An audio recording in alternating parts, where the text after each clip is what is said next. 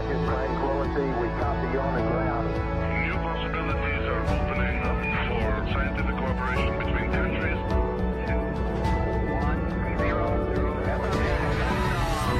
Liftoff. Americans return to space as Discovery clears the tower. Discovery, go and throttle up. Discovery, Roger. Go for deploy. And everybody in the shuttle program, the crew is go for launch. Roger. They have to be in orbit. We have followed in their footsteps to get us where we are today.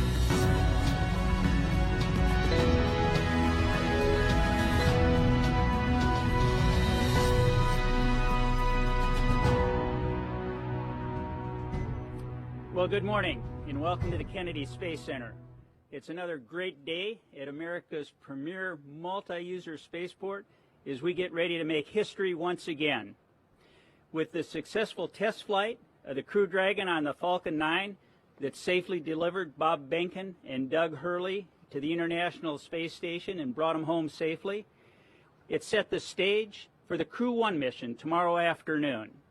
This is the first flight under contract, the crew rotation mission with SpaceX to the International Space Station. This is truly a new era of human spaceflight, and I couldn't be more pleased with what the NASA and SpaceX team has accomplished. It's truly an exciting time. It's great that we're flying crews on a regular cadence once again from here at the Kennedy Space Center to space on U.S. rockets. It's also great that we're doing it with our international partners, and we've got Suichi Noguchi from Japan on board. I couldn't be more pleased with what this team has accomplished, and I'm truly proud and humbled to be a part of it. It's my pleasure now to introduce our NASA Administrator, Jim Bridenstine.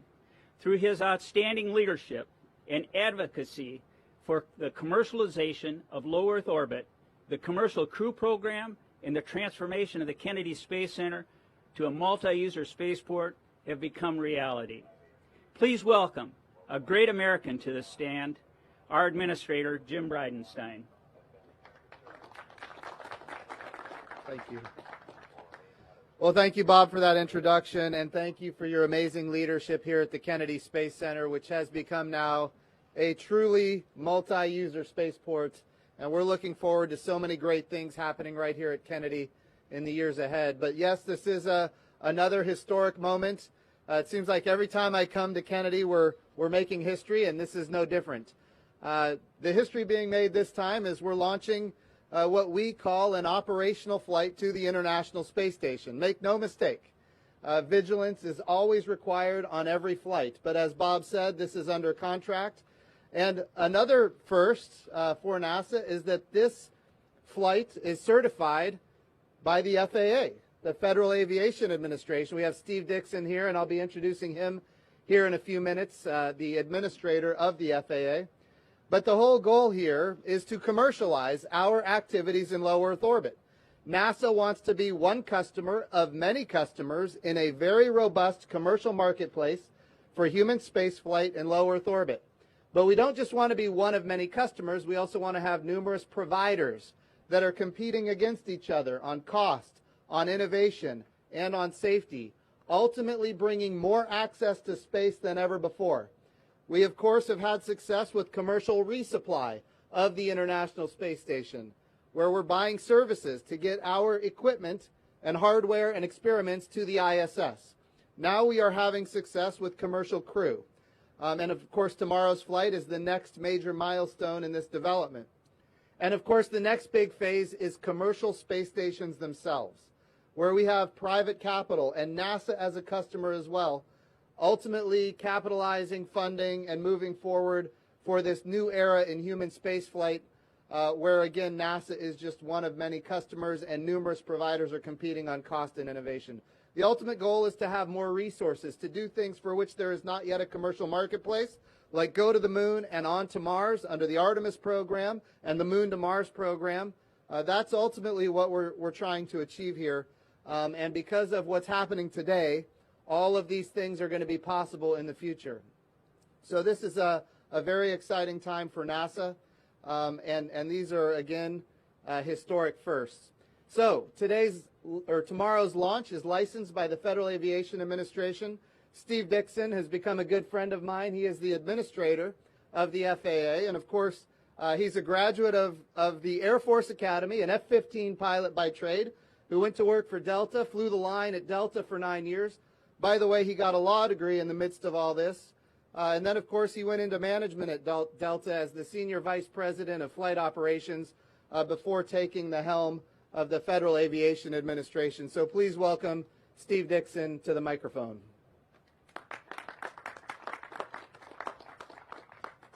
Thanks, Jim, and it's really a pleasure. Appreciate your hospitality today at Kennedy Space Center along with Bob. It's an honor to for the FAA to partner with NASA and SpaceX on the first operational Crew Dragon launch. You know, this is what happens when you add a drop or two of rocket fuel to ingenuity. There's tremendous opportunity. We've all dedicated countless hours to making sure this launch is both safe and successful. The FAA's job in this mission and in commercial space generally is to protect public safety, property, and national security.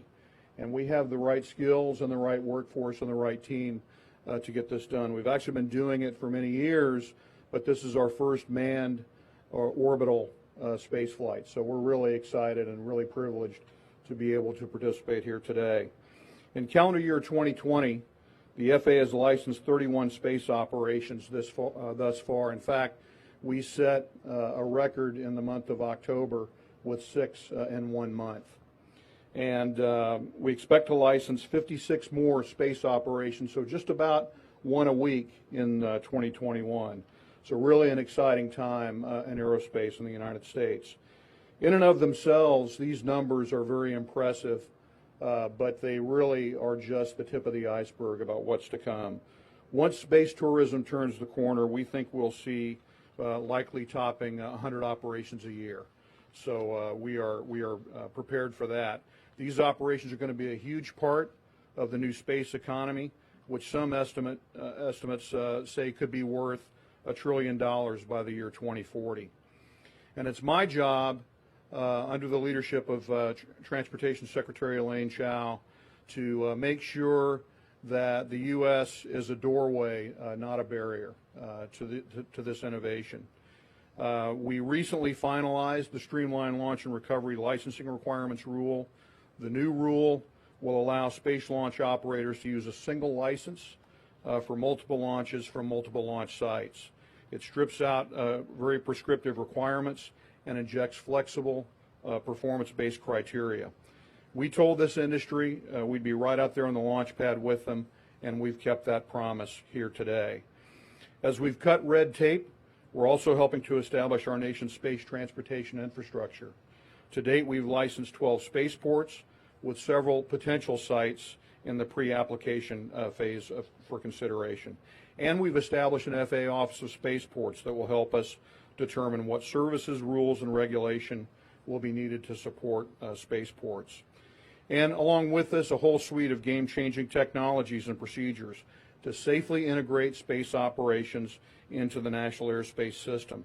By the start of next year, we plan to deploy a prototype of the Space Data Integrator, or SDI as we call it, that will feed real-time telemetry data from the space vehicle into the FAA's traffic flow management system so that we can manage air traffic much more surgically than we've been able to do historically.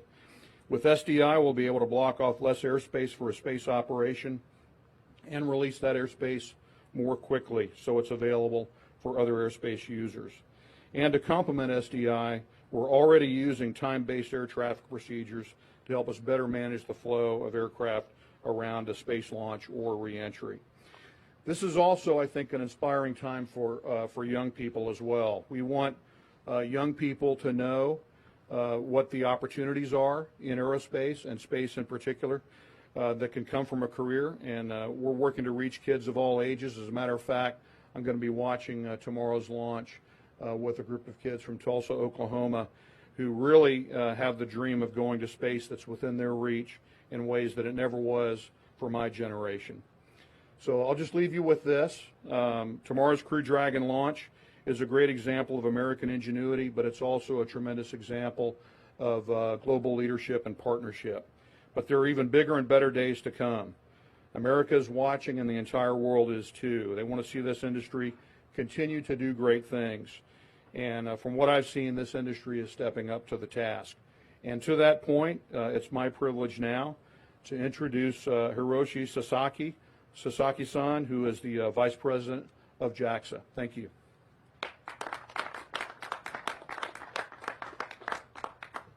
Thanks, Steve, for introducing me. I'm Hiroshi Sasaki, Vice President of JAXA. On behalf of all JAXA, I'd like to express the to the NASA and SpaceX staff for the Crew-1 launch operations. It is a great pleasure for me for this exciting missions. And Soichi Noguchi, Japanese astronaut, is well prepared for the launch. And Japanese experimental module Kibo of ISS is also ready and waiting for the crew arrival. This mission is a symbol. I think that this mission is symbol of the Japan and the U.S. partnership, and we want to go for, together to the ISS and Moon. I'm looking forward to the launch tomorrow, and I wish you a successful launch. Thank you. And I'd like to introduce Sunita Williams, NASA astronaut, and very famous even in Japan. Thank you, Sasaki-san. It's so great to be here in Florida. I'm so excited to see our friends launch tomorrow, Mike, Victor, Shannon, and Soichi. It's just going to be awesome to see them get to the International Space Station and be up there working for the next 6 months. You know, the Commercial Crew program with Boeing and SpaceX has just been spectacular.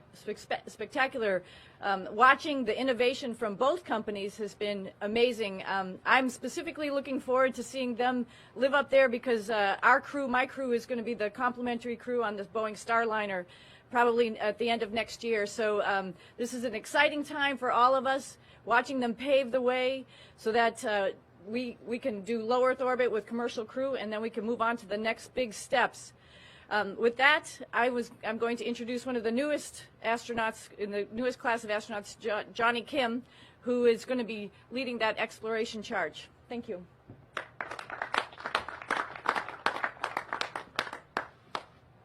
Hi, good morning. My name is Jonny Kim, and I'm honored and privileged to be here. It's crazy to be thinking about what we're going to be doing tomorrow. It's hard to imagine how far we've come. The first certified flight of a commercial vehicle, launching 3 American astronauts and an international partner to the space station. We're here because of the thousands of people who work behind the scenes.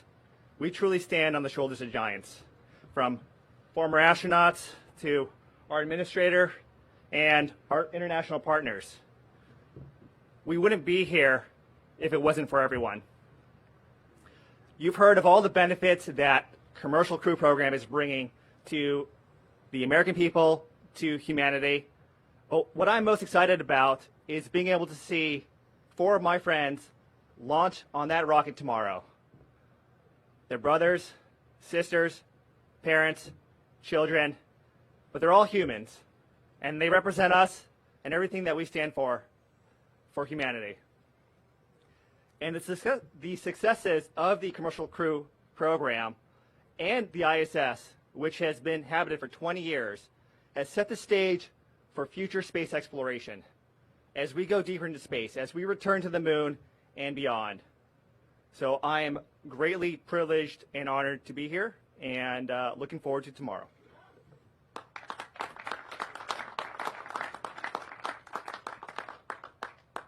Now, thank you. We'll start taking questions from reporters. Please, 1 question for reporter.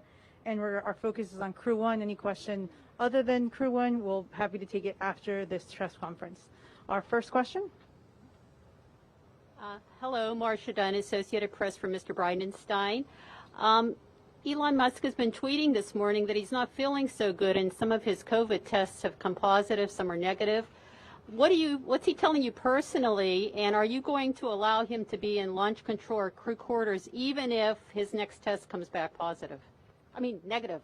Sure, sure. So I talked to Elon 2 days ago before this news came to be. I'll tell you, when somebody tests positive for COVID here at the Kennedy Space Center and across NASA, it is our policy for that person to quarantine and self-isolate. So we anticipate that will be taking place. And, you know, we're looking to SpaceX to do any contact tracing that is appropriate. And then, of course, if there are changes that need to be made, we will look at those. But it's very early right now to know if any changes are necessary at this point. We just don't know. Hi, Lauren Gresh with The Verge. My question's for Jim. Crew-1 comes at a very transitional time for our country, and as we prepare for a new administration, I'm curious, what are your hopes for the Commercial Crew program, the future of human spaceflight at NASA, and how do you plan to work with any successors that to ensure a good future for the program?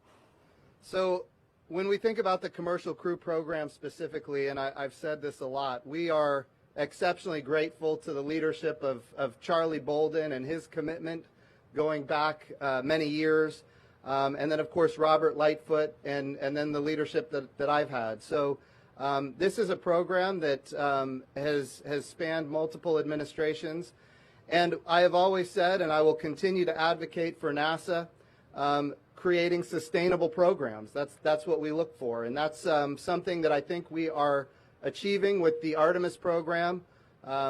We have seen now bills in the House and in the Senate receive strong bipartisan support that fund the human landing system for the moon, that fund the Artemis program, and the things that we need to do to achieve what we would say sustainable programs. We're thinking about programs that last not just decades, but even a generation. I would like to see, a day when my children are my age and we have people living and working on the moon and, in fact, on Mars. So to achieve that, we're gonna need to have strong apolitical bipartisan support. We have worked for that day in and day out since the day I came to NASA. That was my commitment.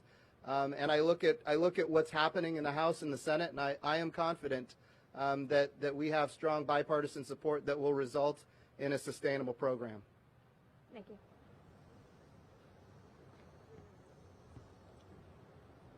Hi, this is for Jim. Rachel Joy with Florida Today.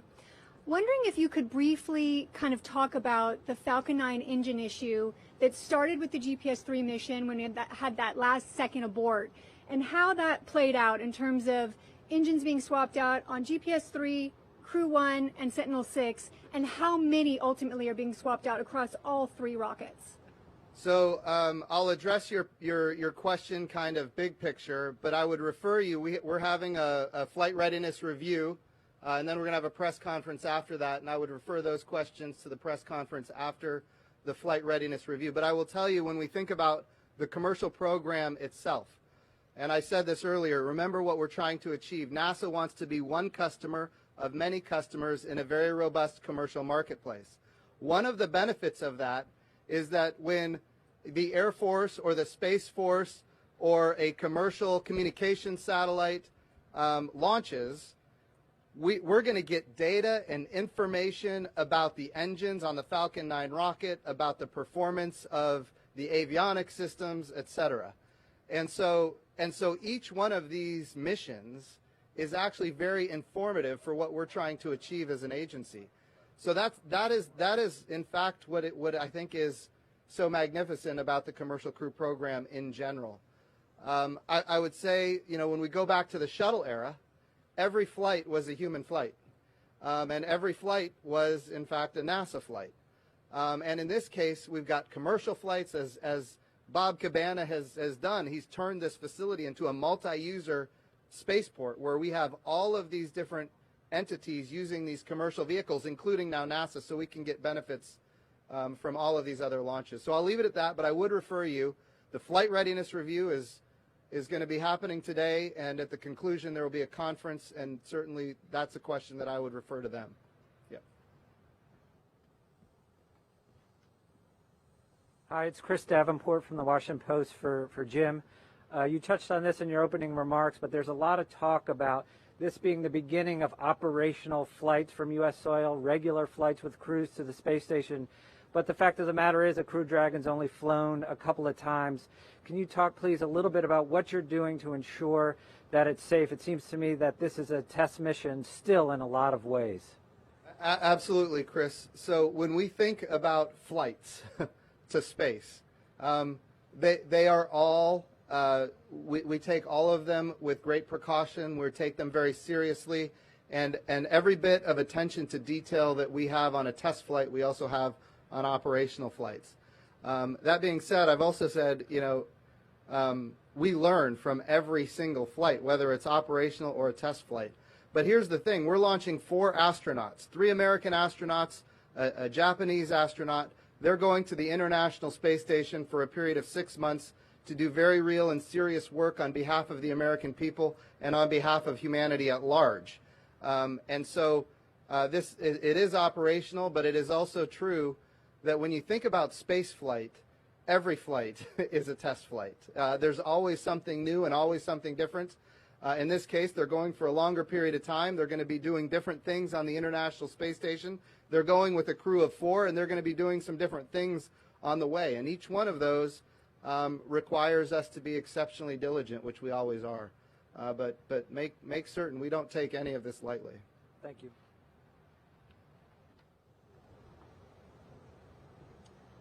Good morning. I'm Melanie Holt, WFTV, and this question is for the administrator. I'm just piggybacking on an earlier question, really. We were talking about just the change that is coming now with this administration as well, and I'd like to know, if given the opportunity, would you like to continue the work that has already begun here? So I will refer you to the comments that I made to Irene Klotz, who is standing behind you. I made them on Sunday, and I'm going to leave my comments there on that. Thank you. Hi, Irene Klotz with Aviation Week. Jim, what is the status of the discussions with the Russians to do crew swaps for Commercial Crew and Soyuz? So I know both countries are committed to the International Space Station and the amazing work that has been going on there now with humans on board for 20 years.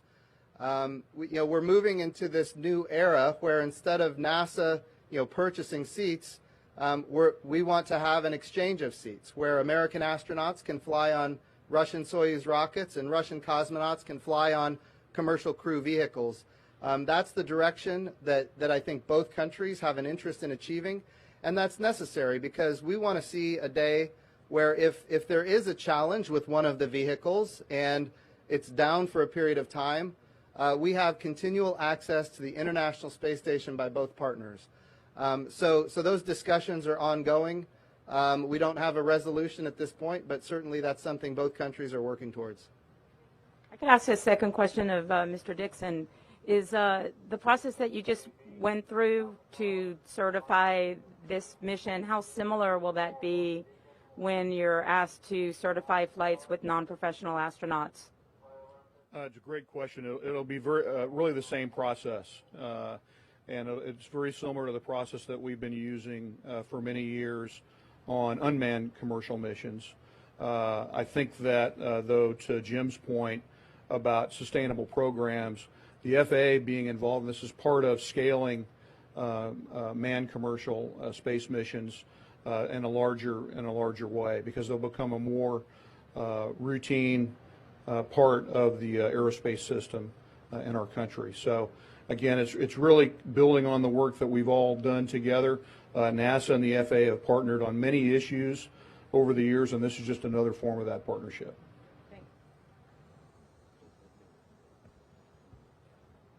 Hi, Stephen Clark from Spaceflight Now. If I could ask 2, please. First, for Administrator Bridenstine, wanted to get your response to the appropriations bill in the Senate that provides about $1 billion to the HLS program, less than a third of what the administration requested.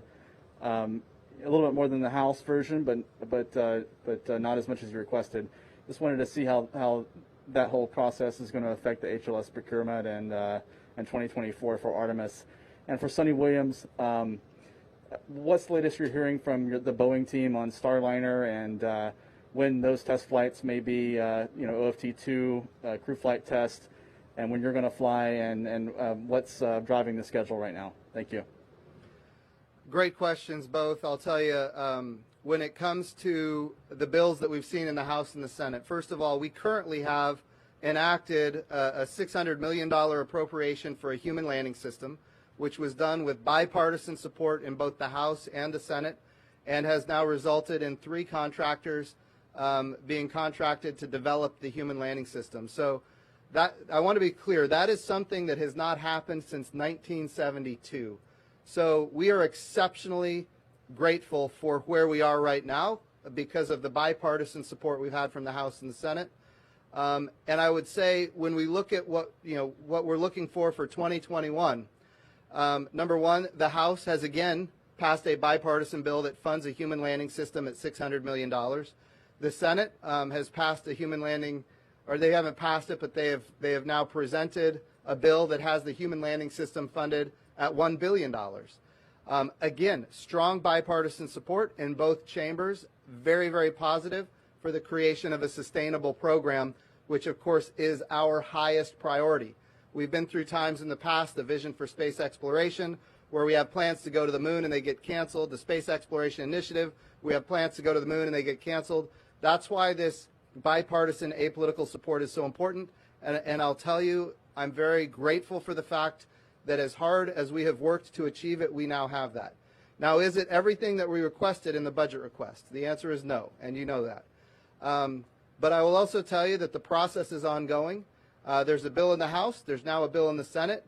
They're going to have to be conferenced. There's going to be discussions with the White House, and I think at the end we would like to see the full amount funded. But I will also say it is critically important to recognize the strong apolitical bipartisan support for the human landing system and the Artemis program in general. Yeah, a quick note on Starliner. It's an amazing vehicle. It's great. We've got 2 of them that we're going to be flying, and we're making sure all the T's are crossed, all the I's are dotted. And the next spacecraft to go up to OFT2 will be ready essentially for people to be on board. So it's a little bit different from OFT1 where we didn't have all of the systems in place. So it's a little bit more diligent that we're working on this spacecraft. End of this year, beginning of next year, we should have OFT2, CFT not too long after that, ready to follow probably by springtime. And knock on wood, I'm hoping me and my crew will be ready to go by the end of next year.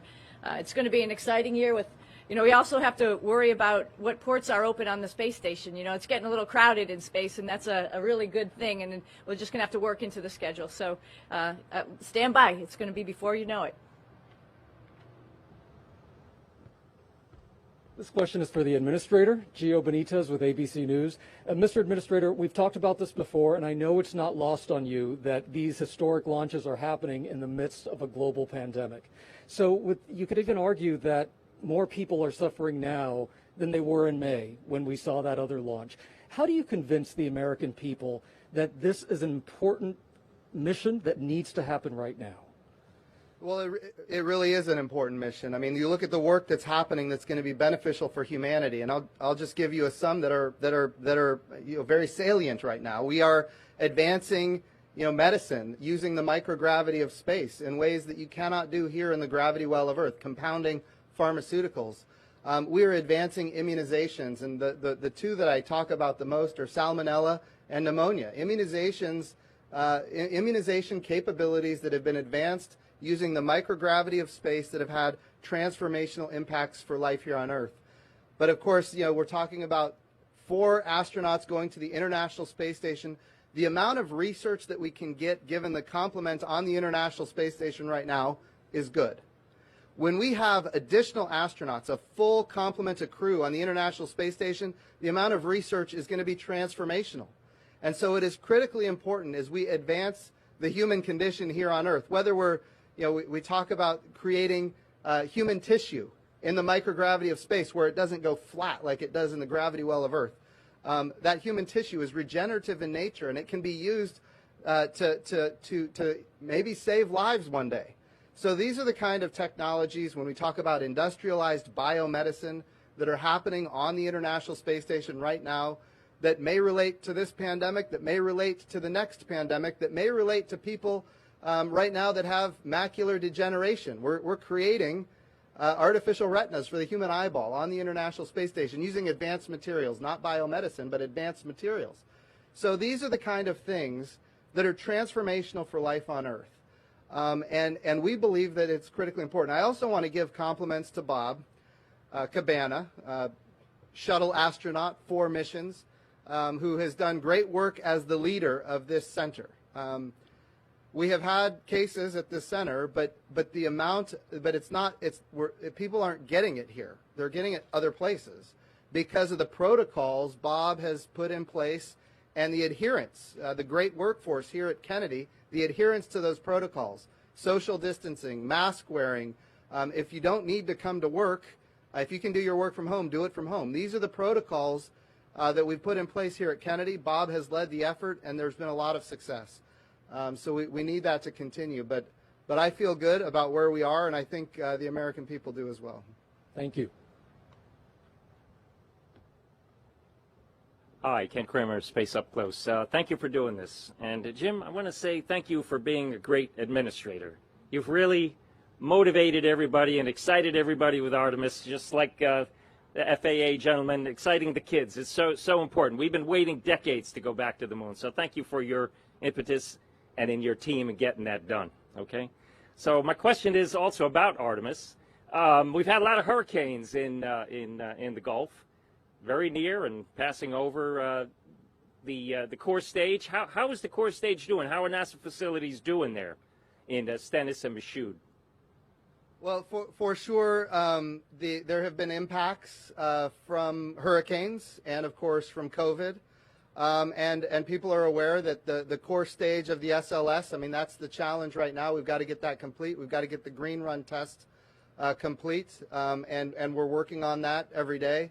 And the reason we do the green run test, we go through every system and every subsystem, and we test all of the limits to make sure all of the margin is, and we're going to find things. And when we find things, we're going to get them corrected. Remember, the SLS rocket is not, it is a test vehicle, but it's going to the moon. That rocket is going to fly to the moon. Well, I'll say this, it's going to launch Orion and the European Service Module to the moon. And so we have to make sure we get it right.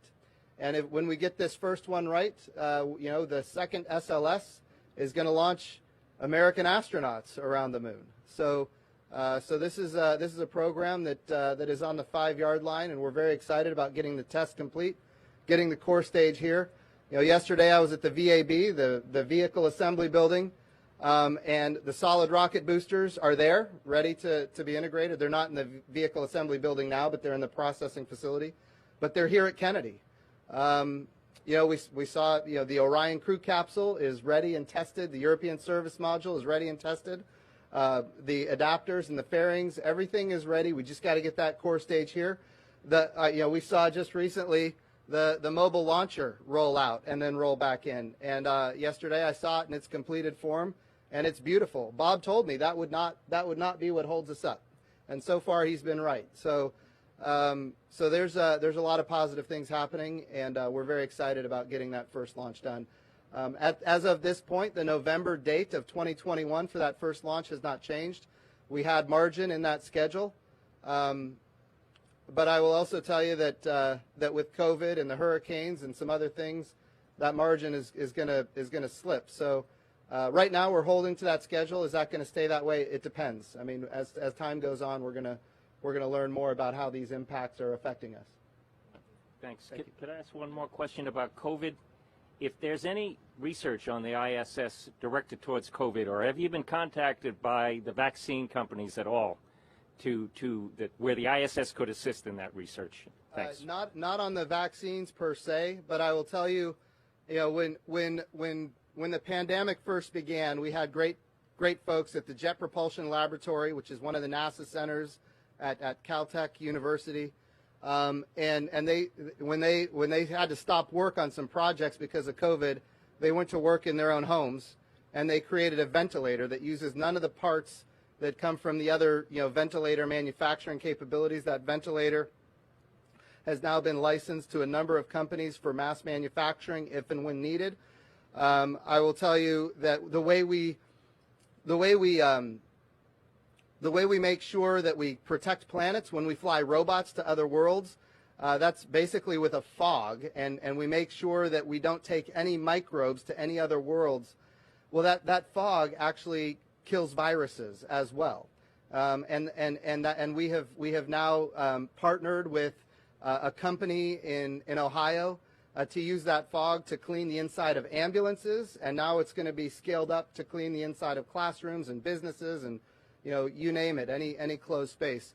So that there are great things that are happening at NASA that support the COVID response. But as far as any immunization capability at this point, if there is, I have not heard of it at this point. Hello and konnichiwa. Phil Keating, Fox News. I'll identify two issues that we took up and dealt with, and then I'll turn it over to Bob regarding the launch pad itself. So when the capsule came back, it looked like the ablative heat shield had some spots where it may have ablated more than we anticipated, within limits, within margin, but more than we anticipated. And of course, the good thing again about commercial crew and commercial resupply is that we've tested a lot of heat shields, and we've seen a lot of heat shields. Now we've made adjustments to the heat shield to ensure that we understood what the issue was and fixed it. And then there was an issue on the parachutes where they opened maybe a fraction of a second later than we anticipated, all within margin. I want to be very clear, all within what was specified as far as the realm of safety. But it might have taken just a little bit longer for those parachutes to deploy, so I think they deployed at around 6,000 feet instead of 6,500 or whatever the number was. But those are two issues that have been resolved. Again, I want to be clear, they were within margin and safe. We just wanted to understand it a little bit more, make some adjustments, and we did. As far as the pad, I'll turn it over to Bob. So the pad's ready to go. But after every launch, regardless of what pad it is, there are maintenance procedures that have to be followed to inspect the pad, go back and correct some things that may have been damaged, but to ensure that the pad's ready for the next launch. And that goes for any pad out here. So SpaceX went through everything after every launch, and they're good to go. I wasn't really referring to the pad itself, but the capsule and the rocket stack as we approach launch tomorrow night. Yeah, right now, as the administrator said, we're going to have our launch readiness review with SpaceX here at noon, and we'll find out the latest detail on everything. Up until now, as far as I know, they're working no serious issues, and we're good to go, but we'll have the details after the launch readiness review at noon. Good morning. This is Takuya Katsumura from Japan's Nippon Television. This is a question for Mr. Bridenstine. So tomorrow is going to be a historical operational flight of Crew-1, where Soichi Noguchi will be flying alongside American astronauts. How significant it is, and what's the meaning of it for NASA as well as for JAXA? Yeah, no, it is extremely significant. Soichi Noguchi is an amazing astronaut. He's an amazing human being, and he's not just a Japanese hero. He's an American hero. I think he is one of the finest. I will tell you, when we think about the partnerships that we have around the world, Japan is among the best partners that we have. And I will also say that the significance of that partnership is here we are on the first operational mission of a commercial crew vehicle, and Japan is with us. Really on day one, Japan is with us. With us on the International Space Station. We're looking at the enthusiasm in Japan for the Artemis program. And the budget that Japan is seeking to achieve humans landing on the moon for the first time since 1972, and knowing that Japan wants to be with us on the Artemis program and committing themselves not just to the effort but backing it up with financial resources. Japan is an amazing partner, and we're very, very grateful for for the nation of Japan. And I look forward to all the amazing things that Soichi Noguchi is going to do on the International Space Station over the coming 6 months. So he is a special individual, and we look forward to a long and strong partnership with Japan as we continue. This will be our last question. Administrator David Curley from Discovery Channel. About Elon Musk and the possibility that he's not feeling good and could be ill. I know the crew is in quarantine. Has he had any contact with the crew or others, trainers or others who've been in contact with the crew? Have you been able to contact trace all that? And if not, is there a chance that if he is ill, you might have to delay? So as far as any contact with the crew, I am unaware of it. That contact tracing should be underway right now. And of course, NASA and SpaceX are going to work through it together and come to the right conclusion. But look, this news just broke before this press conference. So look, if there are adjustments that need to be made, we will make them. I will tell you, our astronauts have been in quarantine for weeks. And they should not have had contact with anybody.